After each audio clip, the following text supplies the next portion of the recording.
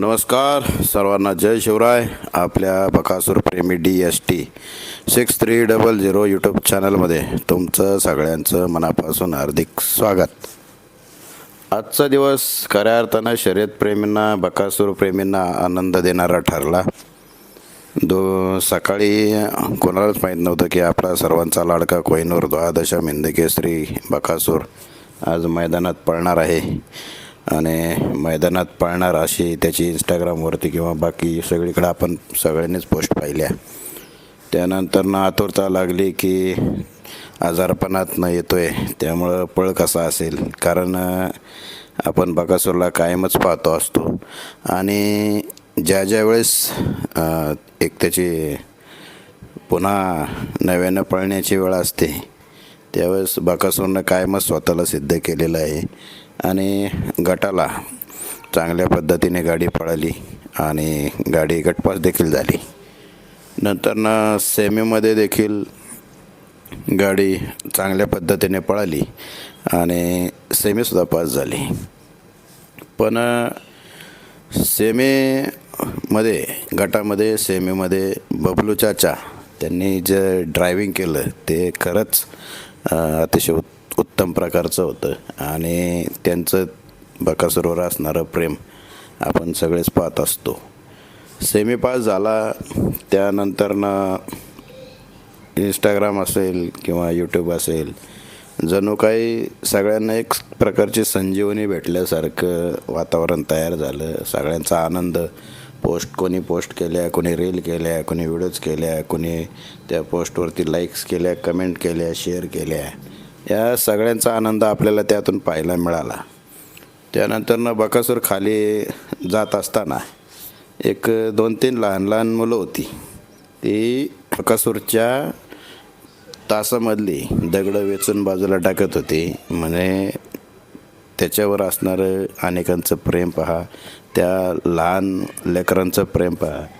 बरं, ते त्यांचं काय सोशल मीडिया नसतं किंवा त्यांना काय व्हायरल व्हायचं नसतं किंवा त्यांना काही फॉलोअर्स म्हणा, सबस्क्रायबर्स म्हणा मिळवायचे नसतात. पण बकासूरला बैलगाडा शर्यत क्षेत्रात देव असं संबोधलं जातं, तर त्या देवाचे भक्तही आपल्याला अनेक वेळा पाहायला मिळतात. आणि त्याच पद्धतीचा तो एक सुवर्ण क्षण होता, कारण तो कॅमेऱ्यात कॅप्चर देखील झाला, पण त्याचं वर्णन तसं पाहायला मिळालं नाही. पण ती जी लहान मुलं होती ना, त्यांच्या मनातले जे भाव होते ना, ते बरंच काही सांगून जातात. आणि अशा बैलगाडा शर्यत क्षेत्रात अशा अनेक चांगल्या गोष्टी घडत असतात.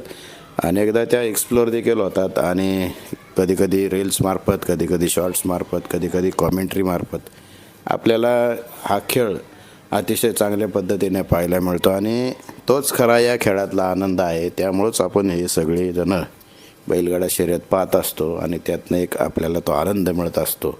आणि जो आनंद आपल्या सर्वांना तो देत असतो, तो आपल्या सर्वांचा लाडका कोहिनूर द्वादश हिंदकेसरी बकासूर. आणि बऱ्याच दिवसांनी आपण जवळपास कडनंच आपलं तास असायचं, कडनेच पळावं लागायचं. पण आज असं मनापासून वाटत होतं की जशी गाडी गटाला पळाली होती, सेमीला पळाली होती, फायनलला तर मधलंच तास आलं होतं 4 नंबरचं.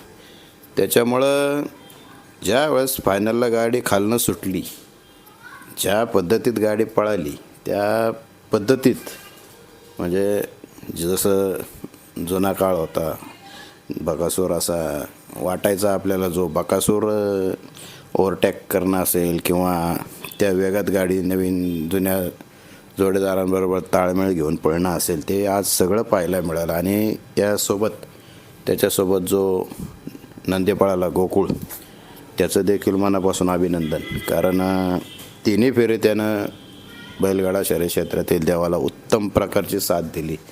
आणि बबलू चाचांचं देखील अभिनंदन. आणि थोड्याच दिवसांपूर्वी डॉक्टर साहेबांनी जे उपचार केले होते, ते आज आपण खऱ्या अर्थाने म्हणू शकतो की त्याला चांगला प्रतिसाद मिळाला आहे. आणि त्यांचं पण अभिनंदन.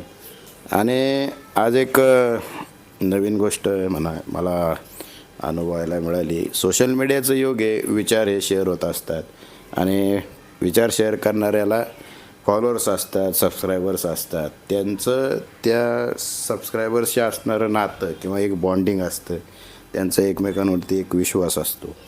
त्या पद्धतीचं एक गोष्ट झाली की ज्यावेळेस बकासूर सेमी पास होण्यापूर्वी कतारमधून बकासूर प्रेमी आहेत, त्यांनी मला इंस्टाग्रामवरती मेसेज केला होता की बकासूर सेमी पास झाल्यावरती मला बक्षीस पुकारायचे.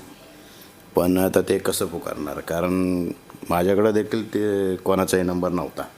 त्यामुळं त्यांनी मला विचारलं की ते आता मला पुकारायचे, कारण आत्ताच नाही तर गेल्या कित्येक महिन्यांपासून त्या आपल्या चॅनलला फॉलो करतात आणि ज्यावेळेस बकासूर आजारी होता त्यावेळेस देखील वेळात वेळ काढून प्रत्येकजण त्याच्या तब्येतीची चौकशी करतात, तसं त्यांनी देखील केली होती. त्यामुळे बकासूरवरती प्रेम करणारे त्याचे चाहते हे जगभर आहेत आणि हे आपल्या सगळ्यांसाठी आनंदाची गोष्ट आहे.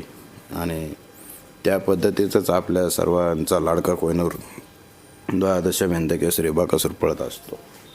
मग ते कोणाचाच नंबर नसल्यामुळं मग त्यांनी आपल्या अकाउंटवरती ते पाठवलेत आणि आता उद्या ज्यावेळेस गोट्यावर जाईल त्यावेळेस त्यांनी सांगितल्यानुसार ते पैसे काही बकासूरसाठी आहेत आणि काही बबलू चाचांसाठी आहेत. तर त्या दोघांनाही आपण ते उद्या देणार आहोत.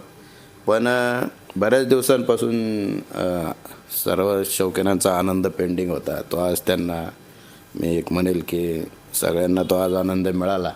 आणि बैलगाडा शर्यत क्षेत्रातील देव द्वादश हिंदकेसरी कोहिनूर बकासूर असाच कायम गुलालात राहो, याच मनापासून हार्दिक शुभेच्छा.